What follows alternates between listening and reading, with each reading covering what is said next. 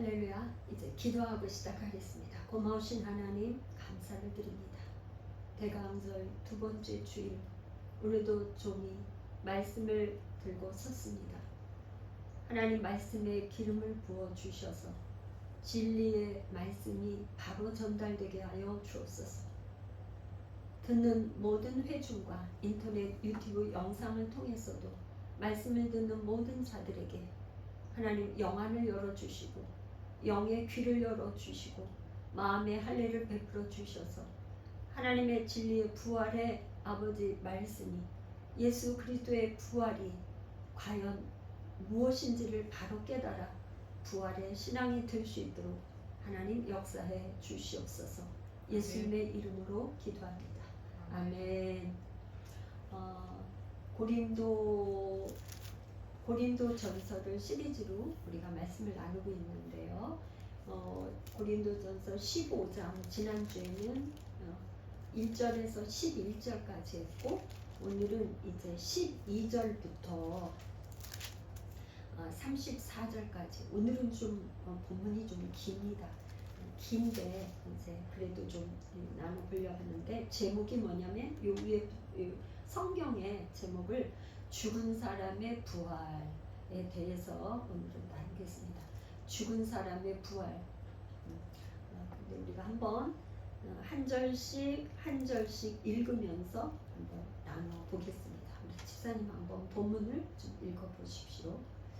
그리스도께서 죽은 자 가운데서 다시 살아나셨다 전파되었거늘 너희 중에서 어떤 사람들은 어찌하여 죽은 자 가운데서 부활이 없다 하느냐. 네, 여기서 지금 이제 고린도 교회에 조금 다시 한번 배경을 설명을 하면 이제 지금 사도 바울이 사도행전에 보면 가장 복음을 전달할 때 지식적으로 아주 전달을 했지만 제대로 복음의 열매를 맺지 못한 곳이 아마 아덴이었을 거예요. 아덴. 사도행전에서 보면 아덴에서 이 죽은 자의 부활에 대해서 이렇게 이제 복음을 전파하니까 그 사람들이 조롱하고 막 비웃고 막 그랬단 말이죠.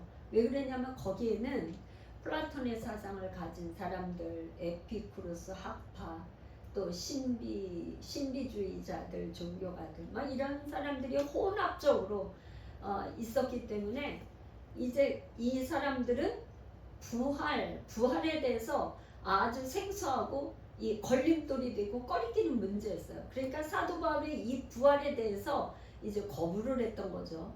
그래서 이제 그런 배경 가운데 이 지금 고린도 교회에도 마찬가지로 그런 영향이 있어서 일부가 아니라 고린도 교회 내에 부활을 믿지 않은 거예요.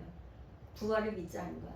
그러니까 그거에 대해서 죽은 사람이 어떻게 부활하냐, 이게 이제 지금 얘기하는 거에 대해서 우리가 한번 나눠보겠는데, 죽은 자 가운데서 부활이 없다고 주장을 한 사람들은 그럼 어떤 사람들이 그렇게 했나? 디모데후서 2장 18절에 보면은 이렇게 나와요. 제가 한번 읽어드리겠습니다. 진리에 관하여는 그들이 그릇되었도다. 부활이 이미 지나갔다 하므로 어떤 사람들의 믿음을 무너뜨리느니라. 디모데후서에도 그렇게 했는데 부활은 이미 끝났어. 왜? 이미 자기네들이 성령이 임해서 성령의 임재를 경험한 것을 마지막 이제 부활 종말의 그 성령의 임재로 그렇게 이해를 했어요. 그런 사람들은 뭐냐면 더 이상 부활은 없다고 생각을 한 거예요. 근데 이 부활은 뭐냐면 이미 예수 그리스도가 부활하셨지만 아직은 아니에요. 이미와 아직 요 사이에 간극이 있는 거예요. 간극. 그래서 아직 안 된 거는 뭐냐? 우리가 마지막 예수 그리스도가 이 땅에 재림하실 때 부활이 완성이 돼서 몸의 부활이 일어나는, 그게 지금 성경에서 바울이 얘기하는 부활이죠. 그런데 이 고린도 교회에서는 이미 부활을 우리는 우리는 부활을 경험한 사람들이야 이렇게 믿었다 이런 말입니다. 그래서 죽은 자의 부활을 이 사람들은 죽은 자의 부활을 믿지 않았던 거예요. 자, 그럼 또 그 다음 절 만일 13, 14까지 읽어보세요. 만일 죽은 자의 부활이 없으면 그리스도도 다시 살아나지 못하셨으리라. 그리스도께서 만일 다시 살아나지 못하셨으면 우리가 전파하는 것도 헛된 것이요 또 너희 믿음도 헛것이며. 그리스도의 이제 신앙의 고백, 우리가 신앙의 고백을 하는 거는 그리스도가 부활한 거, 부활을 복음이라는 거는 예수 그리스도의 죽음과 부활 이거를 전파하는 것이에요. 그리고 또 그거를 믿음으로 고백하는 거야. 근데 이게 이 가장 기초가 되는 예수 그리스도의 죽음과 부활 이게 기초인데 이게 무너지는 것은 뭐냐? 다 헛것, 아무것도 아니라는 거죠. 아무것도 없는 거야, 그죠? 그래서 복음에서 부활이 빠지면 아무것도 없는 거죠. 남는 게 없는 거예요. 죽음이 헛된 거야. 죽음만 헛된 게 아니라 모든 게 헛된 거다 이 말이에요. 자, 15절. 또 우리가 하나님의 거짓 증인으로 발견되리니 우리가 하나님이 그리스도를 다시 살리셨다고 증언하였습니다. 만일 죽은 자가 다시 살아나는 일이 없으면 하나님이 그리스도를 다시 살리지 아니하였으리라. 그러니까 이제 하나님께서 그리스도를 살리신 것은 살리신 이유, 하나님께서 예수 그리스도를 살리신 이유는 죽은 자의 부활을 위해서 앞으로 우리가 이미 죽었던 사람 또 앞으로 우리 모두에게 죽은 자의 부활을 위해서 예수님이 하나님께서 예수 그리스도를 살리셨다. 그게 이유예요. 살리신 이유. 우리도 부활할 거기 때문에 우리도 부활할 거고 그 첫 번째 열매로 예수 그리스도를 부활 살리신 거죠. 16절. 만일 죽은 자가 다시 살아나는 일이 없으면 그리스도도 다시 살아나신 일이 없을 터이요 17절. 그리스도께서 다시 살아나신 일이 없으면 너희의 믿음도 헛되고 너희가 여전히 죄 가운데 있을 것이요. 여기 이제 보면 너희가 여전히 죄 가운데 있을 것이다. 그러니까 여기서 죄는요 이제껏까지 지은 모든 죄, 그러니까 죄가 복수예요. 이 죄가 복수인데 사실은 우리가 잘 이해를 어떻게 해야 되냐면 죄가 있으면 부활할 수가 없어요. 생명이 안 돼. 죄가 있으면 부활할 수 없어. 그런데 예수 그리스도는 죄가 없으신 분이라는 것이 증명이 된 거예요. 증명. 그러니까 그 분을 우리가 믿음으로 우리가 죄도 용서받아서 죄인인데 의인이 되어서 앞으로 부활할 거라 이 말이에요. 그러니까 만약에 이게 부활이 없다면 부활하지 않았으면 우리는 여전히 죄 가운데 있고 우리는 멸망할 거예요. 그러니까 이 죄의 결과는 뭐예요? 사망. 죄의 결과는 사망이잖아요. 근데 예수 그리스도 그분이 우리의 모든 죄를 대속하셔서 부활했기 때문에 죄가 없다는 것이 증명이 된 거예요. 하나님께서 그리스도가 죄가 없는 분으로 첫 번째 열매로 살리셨고 그분을 믿음으로 말미암아 우리는 죄가 없다는 것이 또 하나 또 증명이 돼서 부활한다는 거죠. 그러니까 여기 너희가 만약에 그리스도께서 다시 살아나신 일이 없으면 믿음도 헛것이고 또 너희가 여전히 죄 가운데 있을 거다. 우리가 죄 가운데 있으면 어떻게 되겠어요? 그냥 결국엔 사망이고 죽음밖에 없는 거죠. 예. 그래서 18절. 또한 그리스도 안에서 잠자는 자신도 멸망하였으니. 여기서 이제 그리스도 안에서 잠자는 자, 요거를 이제 우리가 좀 잘 이해해야 되는데 그리스도 안에서 잠자는 자들이라는 거는 뭐냐면 그리스도가 하나님의 아들이다. 마가복음 1장 1절에 뭐라 그랬냐면 하나님의 아들 예수 그리스도 복음의 시작이다. 예수가 하나님의 아들이라는 것과 또 뭐예요? 그리스도다. 그분이 구원자다. 이거를 믿는 사람들이 죽은 거예요. 잠자는 자, 죽은 거나 잠자는 거나 성경에서 그리스도 안에서 죽은 자는 잠을 잔다고 그러고 죽었다고 표현을 안 하는데, 그러니까 말하자면 그리스도가 하나님의 아들인 것을 믿고 죽은 자들이 의미하는데, 그런데 부활이 없다면 망한다는 거죠. 결국 망한다는 거는 구원받지 못한다는 거, 그런 말이죠. 망한다는 것과 구원받는다는 거는 반대 개념이니까 뭐 그리스도 안에서 잠자는 자들이 망하였으리라. 19절. 만일 그리스도 안에서 우리가 바라는 것이 다만 이 세상의 삶뿐이면 모든 사람 가운데 우리가 더욱 불쌍한 자이니라. 19절 이후 말씀은요, 그리스도 안에서는 우리가 예수를 하나님의 아들이고 구원자, 그리스도를 믿는 사람이라고 그랬잖아요.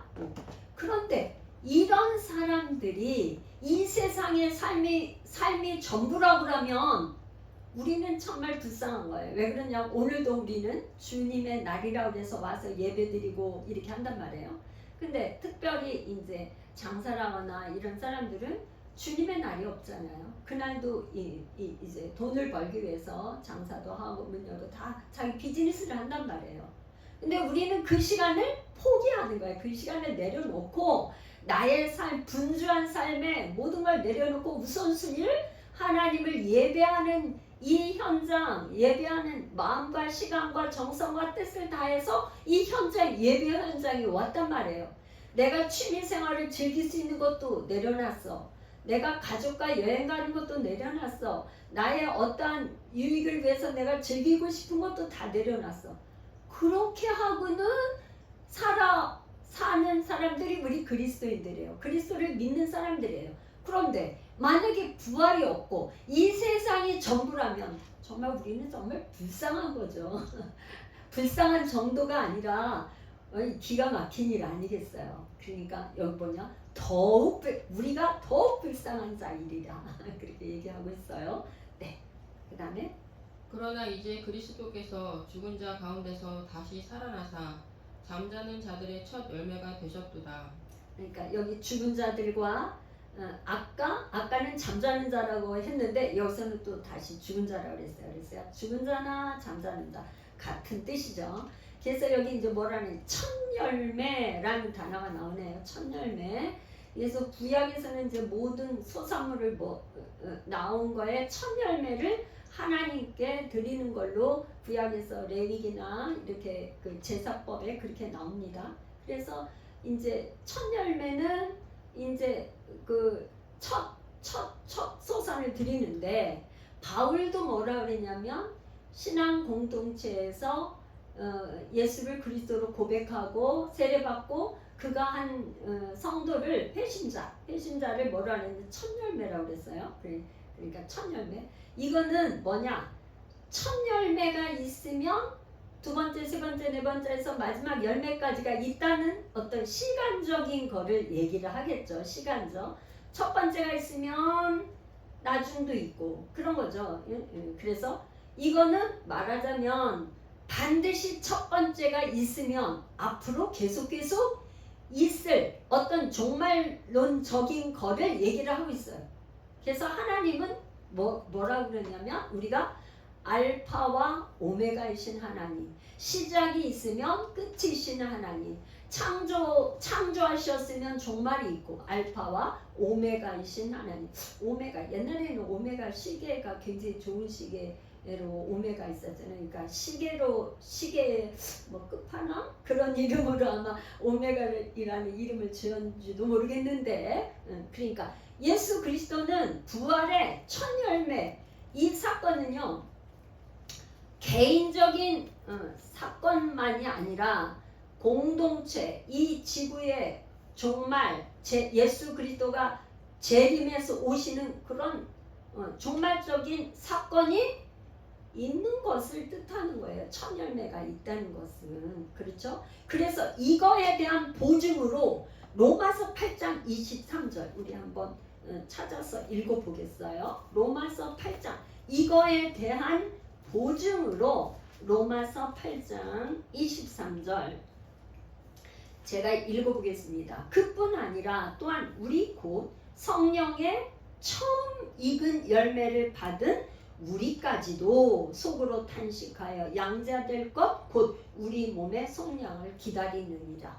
그러니까 성령의 처음 익은 열매를 받은 우리 그러니까 그게 말하자면 예수 그리스도가 첫 열매이라는 걸 성령께서 우리에게 오셔서 가르쳐 주시는 거죠. 성령님의 역할은 늘 예수가 그리스도다. 예수가 누구라는 걸 가르쳐 주시는 분이 성령님이에요. 그래서 우리가 예수를 믿으면 성령님이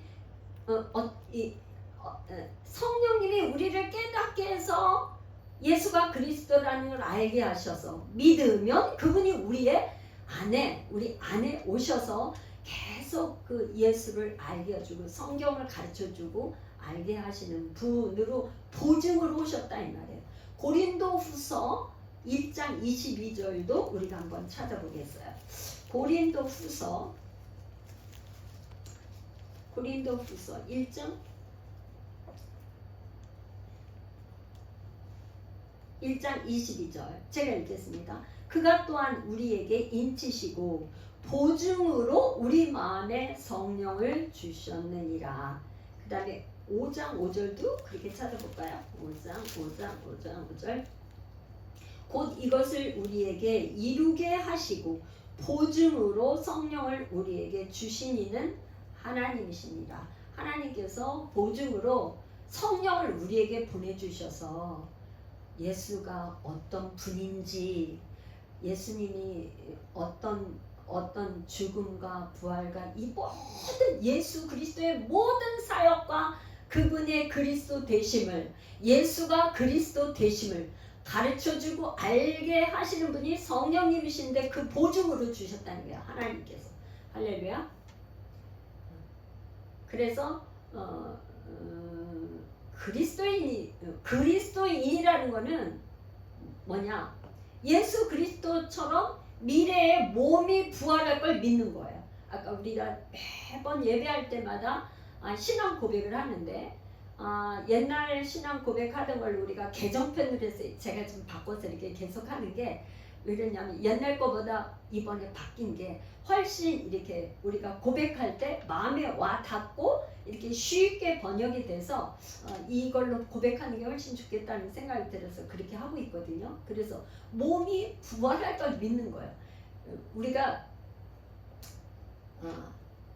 신앙생활에 믿는다는 것은 무엇을 믿으며 대상이 뭐냐 이거 굉장히 중요해요. 믿는데 엄한 것을 믿으면 그건 이단이 되는 거거든요. 그러니까 누구를 믿느냐, 무엇을 믿느냐 그 내용과 대상이 굉장히 중요해요. 그래서 우리는 하나님 아들 성령 성부 성자 성령 삼위일체 하나님을 믿는데 그분이 어떤 분인지 알아야 되는 거예요. 그분이 어떤 분인지 예수가 우리를 위해서 어떤 사역을 하셨는지 그거를 성령을 통해서 알게 해주시기 때문에 우리가 신앙생활을 하는데 반드시 이렇게 몸만 왔다 갔다 하는 어떤 형식적인 믿음이 아니라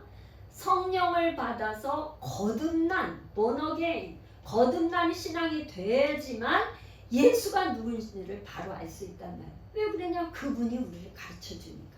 성령님이 아니시면 성경 66권에 이 기록된 문자는 문자일 수밖에 없어요. 근데 문자에서 그 속에 담긴 보화를 발견해서 내 삶으로 그렇게 살아내는 것, 예수님처럼 사는 것, 이것이 신앙이죠. 21절 우리 보겠습니다. 사망이 한 사람으로 말미암았으니 죽은 자의 부활도 한 사람으로 말미암는도다. 이 바울이 이제 그 성경을 이렇게 편지 이게 서신서를 쓸 때 이렇게 대조를 해서 하고 있어요. 대조법. 사망과 부활을 대조해서 이렇게 얘기를 하고 있어요. 그러니까 한 사람으로 말미암아. 한 사람은 누구예요? 첫 번째 인간인 아담으로 말미암아서 사망이 들어왔어. 근데 거기에 또 대조를 해가지고 죽은 자의 부활도 한 사람. 그러니까 부활도 한 사람. 그러니까 예수 그리스도를 한 사람으로 이렇게 얘기를 했단 말이죠. 그러면 왜 예수님이 사람으로 오셔야 됐는가?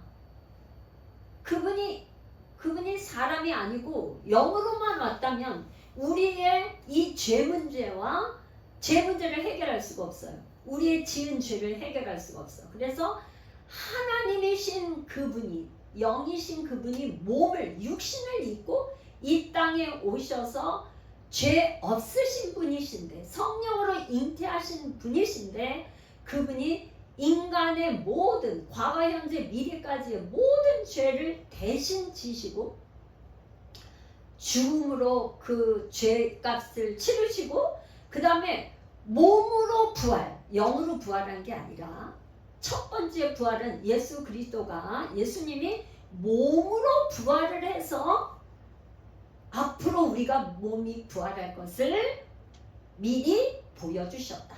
할렐루야.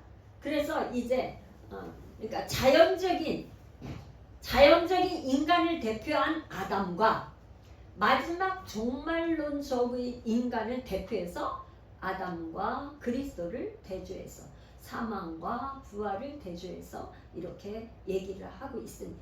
22절 아담 안에서 모든 사람이 죽은 것 같이 그리스도 안에서 모든 사람이 삶을 얻으리라.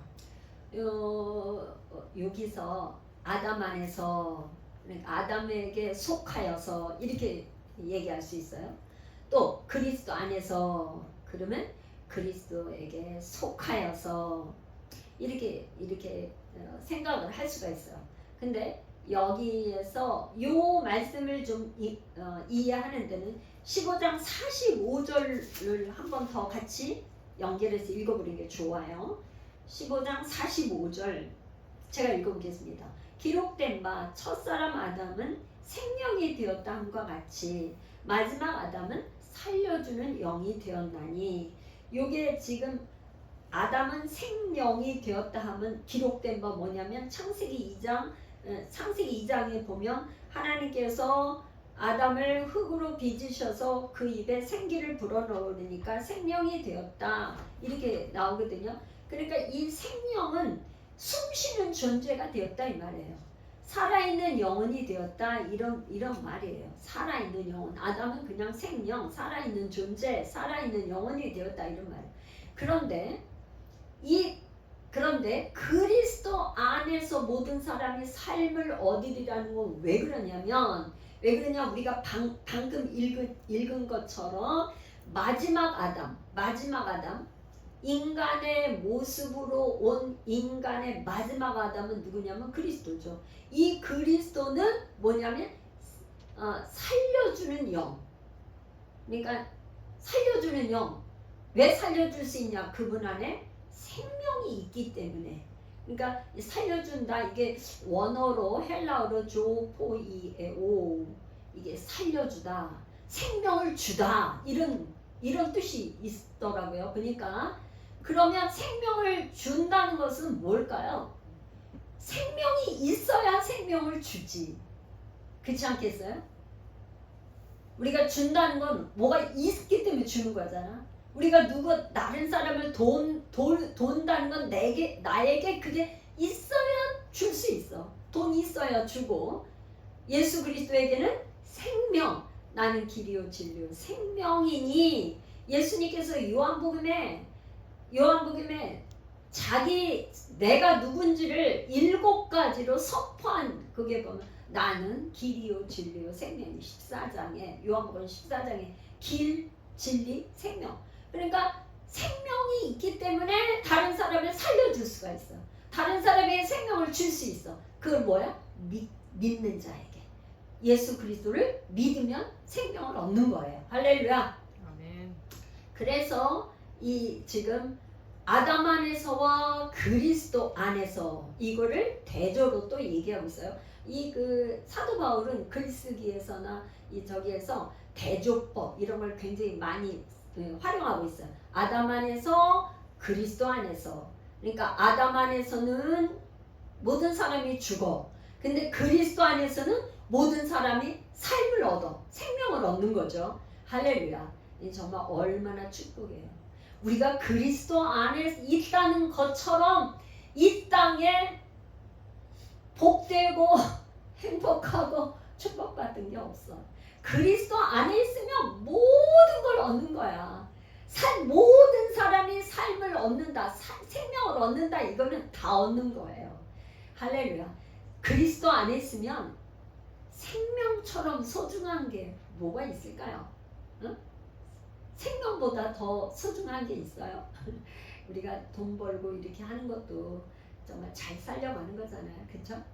그런 다 그런 건데 생명보다 더 그 가격은요. 그러니까 예수 그리스도 예수님에게는 생명이 있기 때문에 그분 안에 있으면 예수 그리스도 안에 있다는 거는 제가 설명을 여러 번 했는데 뭐죠? 그리스도 안에 있다는 게 뭐예요? 뭐가 그리스도 안에 있는 거예요? 그리스도 안에 있다는 거는 한마디로 뭐라는 거예요? 교회가 되는 거죠. 교회는 뭐야?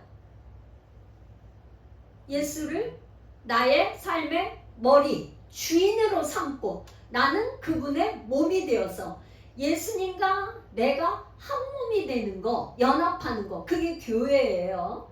그게 교회인데 그거를 표현할 때 사도 바울이나 요한 서신에서는 그리스도 안에서 이렇게 표현했다. 이거를 굉장히 중요한 거니까 꼭 기억하시고 우리가 교회 생활, 교회가 된다는 건 그리스도 안에 있다는 거예요.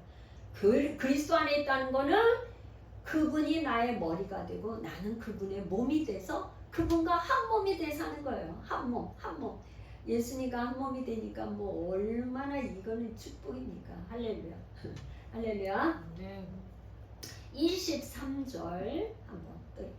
그러나 각각 자기 차례대로 되리니 먼저는 첫 열매인 그리스도요 다음에는 그가 강림하실 때에 그리스도에게 속한 자요. 여기 이제 첫 열매와 다음에라는 말로 이제 이렇게 나와요. 그러니까 이것도 사도 바울은 글을 쓸 때 있잖아요. 한 번 말하지 않고 그거를 재차 다른 단어, 다른 표현법 이걸로 재차 설명을 하더라고. 우리가 부모들이 그 자식한테나 누가 얘기할 때 상대방이 잘 알아듣지 못한 것 같으면 또 말하죠. 재차 또 말해. 근데 우리 자녀들 아이들은 뭐래?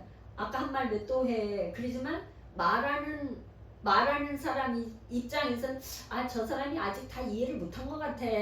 그러니까 또 말을 하는 거거든요. 사도 바울이 그렇게 하더라고요. 아까 말한 건데 이렇게 단어를 바꾸거나 설명을 다시 말하는 거예요. 그래서 처음과 다음에 이것도 말하자면 시간적인 간격이 있는 거. 그러니까 예수 그리스도가 먼저 부활하고 죽은 자들이 그 다음에 부활하는 시간적 간격이 있는 거. 그런 거를 말하는 거죠. 할렐루야. 그래서 첫 열매인 그리스도가 먼저 부활하고 다음에는 그리스도가 재림할 때 그리스도에게 속한 사람 모두가 부활에 참여한다.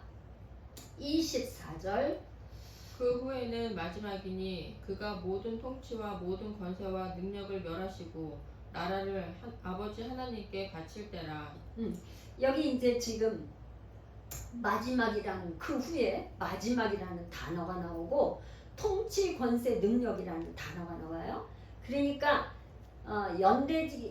이게 역사의 그 연대의 적으로 마지막 사건에 두 가지가 있어요. 두 가지는 뭐냐면 하나는 예수 그리스도가 하나님 아버지께 하나님의 나라를 드리는 거. 하나님의 나라를 아버지께 드리는 거. 예수가 예수 그리스도 그분이 하나님이신데 하나님 아버지 성부 하나님께 나라를 드리는 게 첫 번째. 또 다른 하나는 뭐냐면 여기 통치, 권세, 능력을 다 심판을 해가지고 멸망시키는 일인데 통치, 권세, 능력이 되는 거는 이 땅에 말하자면 이 땅은 누가 통치하고 있어요? 사단. 원수마귀 사단이 통치를 하고 있어요. 우리는 이 통치권에 있으면서 하늘나라 백성이면서 우리는 어떤 사람들이냐면요. 하늘나라 시민권을 가진 사람인데 이 땅에서 살고 있는 거예요. 그러니까 이중국적을 갖고 있어. 지금 하늘나라 시민권을 가지고 있는데 땅에서는 또 땅의 시민권을 가지고 있는 이중국적을 가지고 있는 사람이고 또 땅의 이 원수마귀 이 통치권 아래 또 있어요. 그런데 이것이 다 정리될 때는 언제냐? 마지막 때에 예수 그리스도께서 마귀가 통치하던 그 권세를 뭘까요? 사망 권세죠. 사망 권세. 이 땅에 가장 큰 권세는 사망 권세예요. 그 사망 권세는 누가 가지고 있어요? 원수마귀가. 이 사람 이 땅에서 죽지 않은 사람이 있나요? 역사적으로 죽지 않은 사람은 한 명도 없잖아요. 오직 이렇게 부활하지 않고 하늘나라에 산채로 승천한 사람이 있죠. 에녹과 엘리야 두 사람. 역사적으로 에녹과 엘리야만 살아서 승천하고 다 죽었어요. 다 죽었어. 그러니까 사망 권세 그게 얼마나 능력입니까? 그래서 원수마귀가 통치하고 사망 권세와 그 능력을 가지고 있는 원수마귀 하나님을 대적하고 하는 그 모든 지배 세력 반 세력을 완전히 저기 뭐야 이렇게 어떻게 멸망시켜가지고 그 모든 이제 저기를 하나님께 드리는 거. 그래서요 이게 승리죠. 이게 승리야. 마지막 때 종말에 그게 승리인데 그리스도의 부활을 믿지 않고 부인하는 사람들은 예수 그리스도의 종말에 이 원수마귀를 완전히 다 멸하고 하나님 앞에 올려드리는 이거를 부인하는 거예요. 그러니까 사실은 예수님이 부활했다는 거는 이미 사망 권세를 이겼지만 아직은 아니라 이 말이에요. 참 이게 지금 어떻게 좀 설명하는 저도 그런데 예수님이 이미 부활하셨을 때 사망 권세를 멸하고 이겼는데 재림하실 때 완성이 된다. 재림. 이미와 아직의 사이에 간격이 있어갖고 시간차가 있다 했단 말이에요. 깨닫게 하시는 이는 성령 하나님이시니까 성령님께서 여러분들에게 잘 깨닫게 하시기를 축복합니다. 25절 그가 모든 원수를 그 발 아래에 둘 때까지 반드시 왕노릇 하시리니. 이게 이 표현은 원수들을 그 발 아래 둘 때까지라는 이런 표현이요.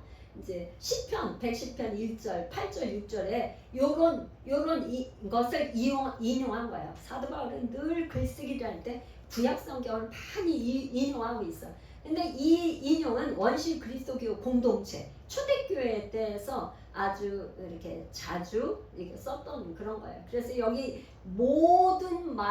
모든이라는 단어를 또 덧붙여가지고 무슨 얘기냐면 이제 하나님이신 예수 그리스도가 이 저 원수를 갖다가 막 다 완전히 멸해가지고 예수 그리스도 발 앞에 완전히 꿇어 엎드리게 할 때는 모든이라는 말을 앞에 써가지고 완전히 진멸한다.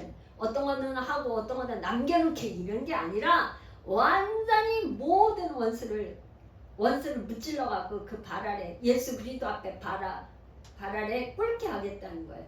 거기에 또 반드시까지 있어요. 반드시 둘 때까지 반드시 왕노릇 하시리니. 26절 맨 나중에 멸망받을 원수는 사망이니라. 여기 이제 맨 나중이라는 단어가 또 나잖아요. 그러니까 맨 마지막에 멸망받을 원수는 사망이라. 그러니까 사망이라는 이런 단어 이런 거를 인격화시킨 거예요. 사단 죄를 로마서에 보면 죄를 인격화시켜서 사도 바울이 이렇게 설명하고 있거든요. 그래서 사망도 사단이나 이런 죄처럼 인격화를 시켜가지고 지금 이제 사도 바울이 이제 표현을 하고 있어요. 그러니까 마지막 부활하게 하신 이유는 마지막 원수 사망.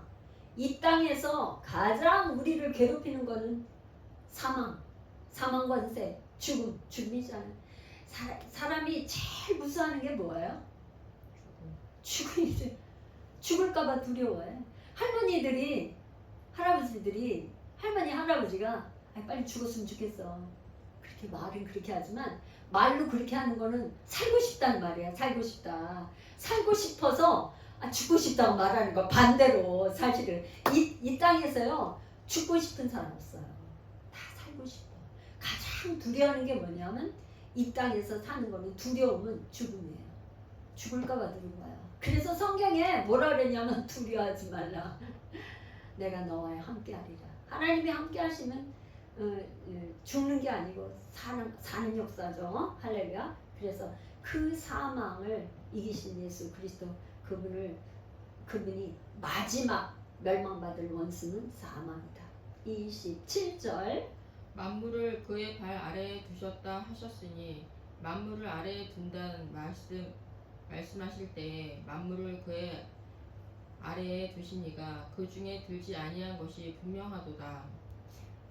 만물을 그라며 그리스도죠. 그리스도 아래에 두시니 이거는 하나님이잖아요. 그냥 하나님이 이렇게 했으면 참 좋았을 텐데 그게 아니고 그 사도 바울이 글쓰기에서 이렇게 좀 표현을 길게 한 거예요. 만물을 그리스도의 아래 두시니 이퀄 하나님 이렇게 말한 거예요. 하나님이 어떻게냐? 그의 발 아래 그리스도 아래 둔다고 말씀하실 때는 여기서 뭐냐? 어떤 저기도 복종하지 않을 누구 만물이 아무것도 없다 이런 말이지.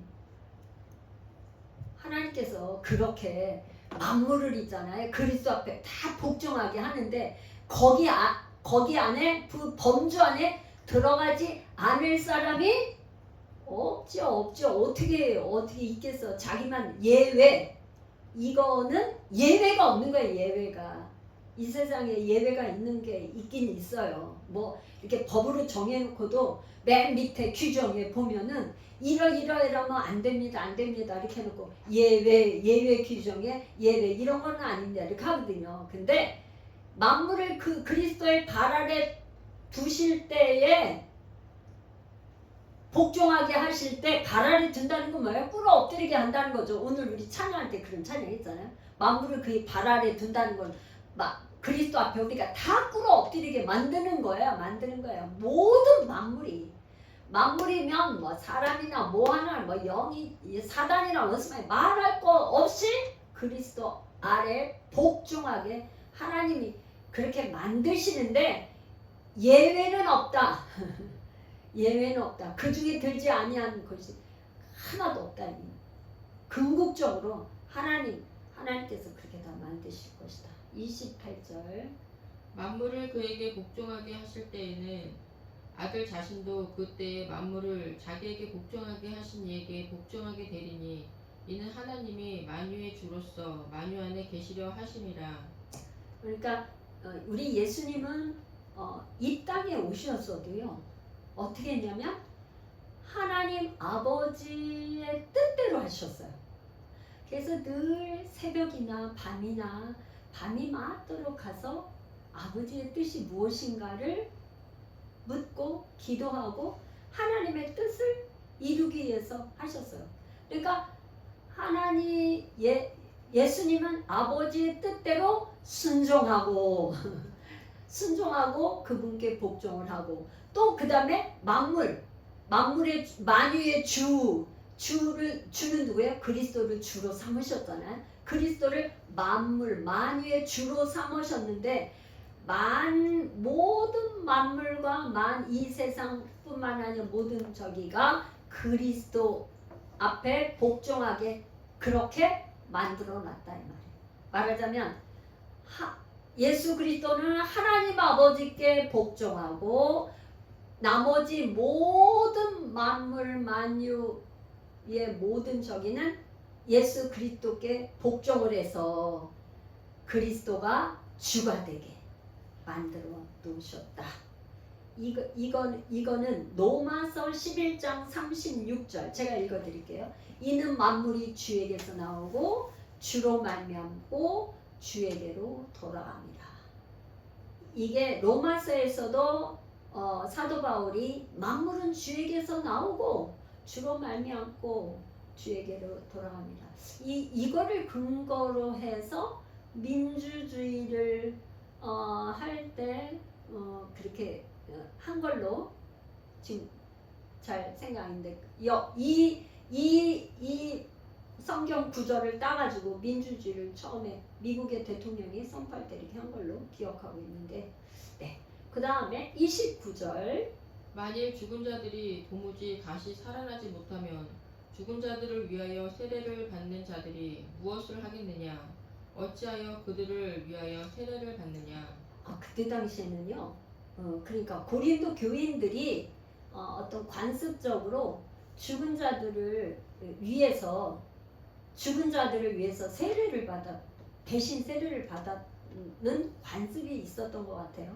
그러니까 사도 바울이 이게 맞다고 한 거 아니라 이게 옳다 그런 게 아니라 이제 말하자면 역설적이라고 할까요? 사도 바울이 그 고린도 교인들에게 향해서 야 너네들이 만약에 부활을 믿지 않으면서 왜 죽은 자들이 세례를 받게 했어?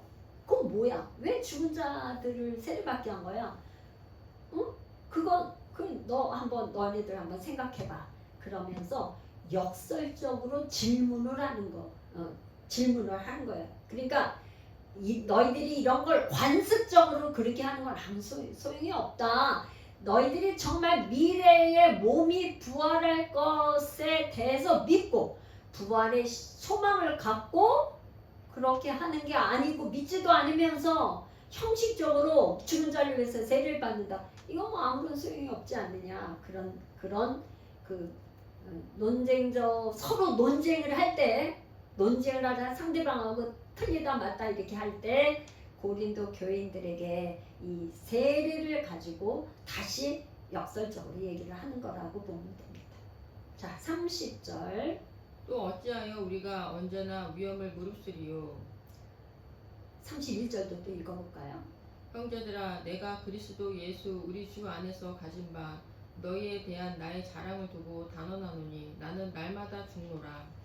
그러니까 사도 바울이 언제나 위험을 무릅쓰고 전도 여행을 했죠. 1차, 2차, 3차. 성경에는 기록되어 있지 않지만 사도 바울이 아마 4차, 5차까지 스페인까지 전도를 하였을 걸로 보지만 사도행전에 기록이 없을 뿐이고 추측하건대는 그렇게 알고 있는데 그렇게 생각을 하죠. 추측을 해보는 거죠. 근데 정말로 사도 바울은 1차, 2차, 3차 여행을 하면서 수없이 고난을 많이 겪었어요. 그러니까 3차 선교 여행을 할 때 그야말로 에베소에서 있었던 그 사건은 아시아에서 당한 환란을 너희가 기억하지 못했냐면서 할 때 아시아에서 당한 환란 그게 에베소에서 있었던 것을 얘기하는 건데 그거는 정말 데메드리오 그 은장새 아데미 여신을 이렇게 깎아가지고 이렇게 장사 파는 거 이런 거를 하는데 자기의 비즈니스에 손해가 되고 장세가 안 될 것 같으니까 폭동을 일으켜가지고 사도 바울의 그 선교하는 거를 막기 위해서 했을 때 사도 바울이 나중에 얼마나 그때 위험에 처해 있었던 것을 회상하면서 하는 말이, 나는 정말 그때 사형 선고를 받은 것 같았어. 그렇게 고백하는 거 보면 그의 마음이 얼마나 힘들었으면 그거하고 영이어서 그 다음에 나는 날마다 죽노라. 그런 죽음 가운데 사도 바울은 건진받아서 또 죽을 것 같았는데 살아나고, 죽을 것 같은데 살아나고. 그러니까 삶과 죽음, 죽음과 사는 것, 생사의 기로를 계속 왔다 갔다 하는 거죠. 그래서 그거를 지금 얘기를 하면서 너희에 대한 나의 자랑을 두고 단언하니 나는 날마다 죽노라. 이 사도 바울은 그래도 고린도 교회를 이렇게 세우고 교회를 가는 곳곳마다 세우고 이렇게 한 거, 사도 바울에게 얼마나 보람있고 자랑거리고 그랬겠어요. 그렇지만 그걸 자기가 자랑하지 않고 나의 자랑으로 여기지 않고 그리스도께서 다 한 거고 하나님의 은혜라고 고백하면서 그가 그렇게 할 수 있었던 것은 부활의 신앙이 있었기 때문에 그렇게 한 거죠. 그래서 빌립보 3장 10절에서 12절을 한번 제가 찾아서 읽어보겠습니다. 빌립보서 3장 10절에서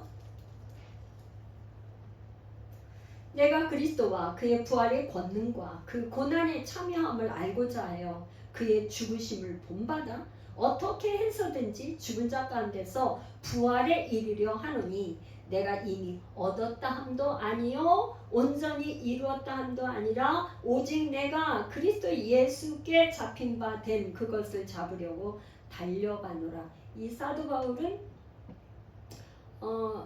정말 그 부활의 권능과 그 고난에 참여하고 싶었다고 그래요. 참여함을 알고자 그의 죽으심을 본받아. 참 사도 바울의 신앙은 정말 우리가 감히 상상할 수도 없는 그런 신앙이에요. 그의 죽으심을 본받아 어떻게 해서든지 죽은 자 가운데서 부활에 이르게 하려고.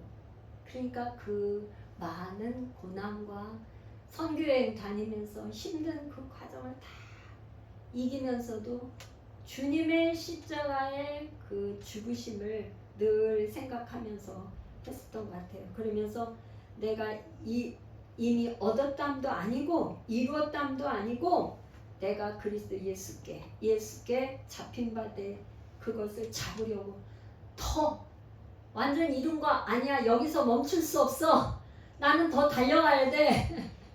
정말 그렇게 한 사도 바울입니다. 자, 32절. 내가 사람의 방법으로 에베소에서 맹수와 더불어 싸웠다면 내게 무슨 유익이 있으리요. 죽은 자가 다시 살아나지 못한다면 내일 죽을 터이니 먹고 마시자 하리라. 32절은 조금 에베소에서 맹수와 더불어 싸웠다면 요 구절이 이해하는데 조금 문자적으로 이해하기는 조금 어려워요. 그런데 에베소에서 아까 제가 조금 전에 얘기했던 것처럼 3차 전도여행 때 겪었었던 일, 사형 선고를 받은 것처럼 살 소망이 끊어졌다 고백한 그것을 좀 생각하고 예를 들어서 설명할 수 있는데, 맹수와 더불어 싸웠다면 뭐 요 표현은 비유적으로 한 거라 하고 신학자들이 말하는 분도 계시고 또 그다음에 이제 여러 가지 표현이 있는데 그거는 저는 설명 않고 넘어가겠습니다. 그런데 죽은 자가 다시 살아나지 못한다면 내일 죽을 터이니 먹고 마시자 하리라. 그러니까 부활이 없다면요, 죽은 자가 다시 부활하는 게 없다면 우리 내일 죽을 텐데 먹고 마시자, 오늘 잘 먹고 잘 살다 그냥 죽자 이렇게 생각을 대부분 하겠죠. 그렇죠. 부활이 없는데 이 땅에서 삶이 마지막인데 그냥 잘 먹고 잘 살지 이렇게 생각할 거라 이 말이죠. 근데 우리는 그래요? 우리는 그런가요? 우리 그리스도인들은 오늘 그냥 잘 먹고 잘 살고 끝내자고 이러나요? 절대 그게 아니죠. 이거는 그야말로 그 잘 먹고 잘 사자, 이거는 뭐 그때 당시에 쾌락주의자들이 뭐 부호처럼 했었던 그런 얘기인 모양이에요. 내일 죽을 테니 먹고 마시자 뭐 이렇게 부호했던 것 같아. 그런데 오늘날 우리 그리스도인들은 부활신앙을 믿기 때문에 어떻게 해요? 잘 살으려고 하죠. 잘 살으려고 하죠. 그렇죠? 도덕적으로나 윤리적으로나 우리의 삶이 그리스도가 살았던 것처럼, 예수님이 이 땅에 살았던 것처럼 살으려고 마음을 쓰고 노력하고 그 예수님을 본받으려고 하잖아요. 그렇게 안 되지만 또 해보려고 하는 거잖아요.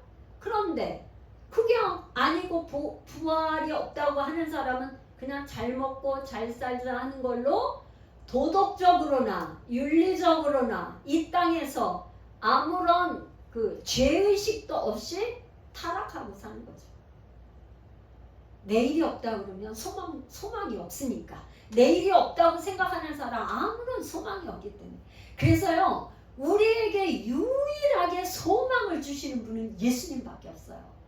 예수님에게 있는 소망이 뭐예요? 부활이죠, 부활. 우리가 다시 사는, 영원히 사는 영생의 소망이 있기 때문에 예수님을 우리가 믿는 거죠. 그분을 따르는 거예요. 그게 없으면 뭐 하려고 우리가 이렇게 정말 물질적으로 우리가 다른 사람에게, 어려운 사람에게 나누고, 우리가 열방을 가야 될 이유가 뭐예요? 그냥, 그죠? 우리나라가 이미 그 정말 가난하던 그 시절에 선교사님들이 이 땅에 오실 때는 정말 그 선교사님들 그 묻혀 있는 그 선교사님들 묘지 가보면 와서 아기들이 낳자마자 죽은 뭐 그런 묘도 있고, 갖가지 저잖아요.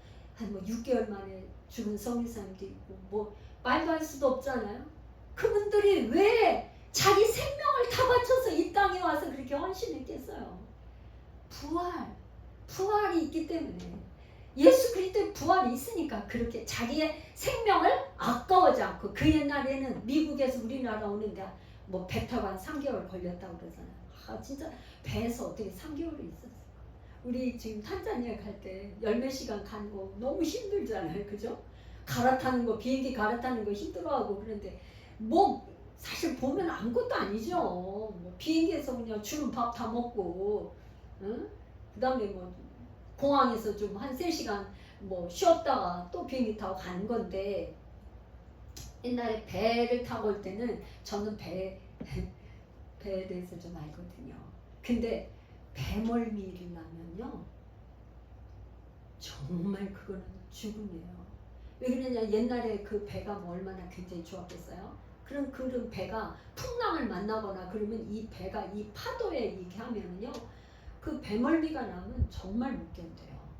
그런데 그걸 3개월씩이나 거쳐서 여기 온다. 그거는 정말 이미 배 안에서 죽음 경험하는 거야. 배 안에서 죽음을 경험하는. 그분들이 그렇게 헌신할 수 있었던 건 정말 부활의 확신을 갖고 있으니까. 그 마음에 예수님의 부활이 나의 부활이다. 예수님이 재림하실 때 나는 몸도 부활해. 이 부활의 신앙을 갖고 있기 때문에 그렇게 한 거죠. 33절. 속지 말라. 악한 동무들은 선한 행실을 더럽히나니 깨어 의를 행하고 죄를 짓지 말라. 하나님을 알지 못하는 자가 있기로 내가 너희를 부끄럽게 하기 위하여 말하노라. 여기서 속지 말라 그런 말은 미혹당하지 마. 미혹당하지 마. 그러니까 오늘날 사단의 이단의 속임수에 미혹당하지 않기를 정말 축복합니다. 아주 앞에서 그럴싸하게 속삭이는 말, 이런 거에 미혹되지 않길 바래요. 저는 가장 있잖아요, 안타깝게 생각하는 게 뭐냐면,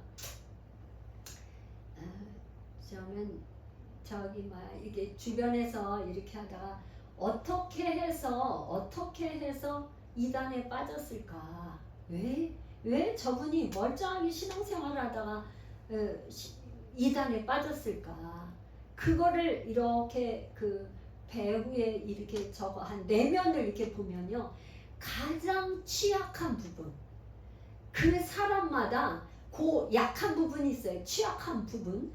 그 취약한 부분에 사단이 와서 미끼를 딱 던지면 거기에 다 그냥 넘어가는 거야. 근데 사람마다 가장 취약한 게 뭘까요?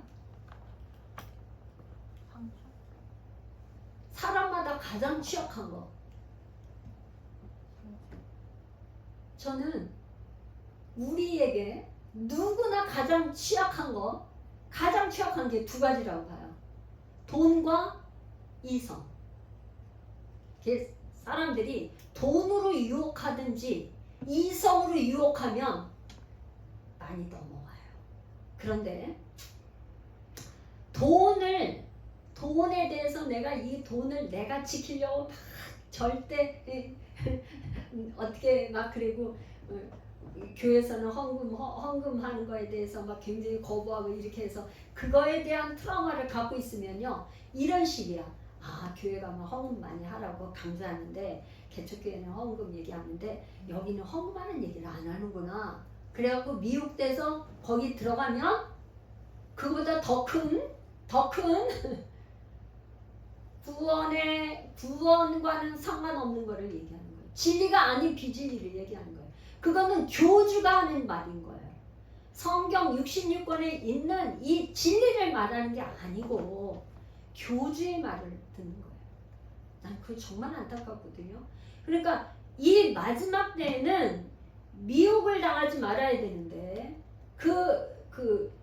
여기서 지금 고린도 교회에서 부활을 부인하는 이 왜곡된 교리를 받아들이지 말라, 그렇게 얘기한 거예요. 그래서 깨어나라. 술 취한 것 같은 그런 데서 너희들 빨리 정신을 차리고 깨어나야 돼. 그런 걸로 말하는 거죠. 그래서 이 지금 사도 바울이 내가 너희를 부끄럽게 하기 위해서 말한다. 너네들 지금 좀 이렇게 지금 고린도 교인들에게 너네들 좀 이렇게 창피를 좀 당해야 돼.